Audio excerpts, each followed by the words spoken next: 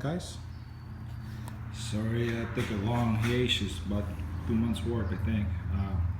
If you notice, I've been sitting inside a brand new garage. uh, we went ahead and had someone tear down the carport that I was working under and build a garage. That door is actually connected to the house. Yeah, actually let me take you around before I show you the Type R. So garage, it's a hallway here, and that's my son's studio. And the most important part of this build is it's got a full bat, or it's got now a full bat. Mainly, the people using the studio has a restroom to use. When my kids' friends are here swimming, they don't have to track water all the way down inside the house or the hallway. They can just use this. I did have them add the washer and dryer. We're gonna move here, but I have a separate 50 amp 220 volt. Yes, I'm planning on getting upgrading my welder. Oh, I noticed he got the box. Yeah, good.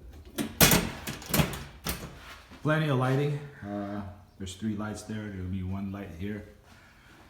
But yeah, so this is basically a 2-car garage with extras.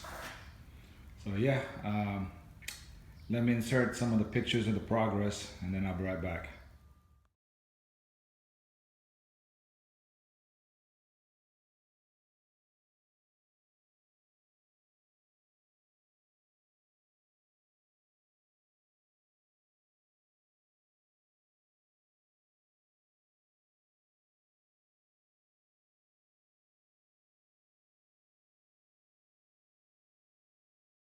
All right, now that I'm back, this is the Type R. I vaguely introduced this, I think, on my last video. It's a 2000 Type R.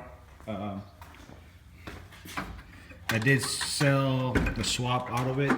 It wasn't VIN matching to the car anymore. It was from HMO, so we figured let's go ahead and sell it, help pay back the wife, because I did borrow money to buy this car. I guess first order of business is to fix the floor.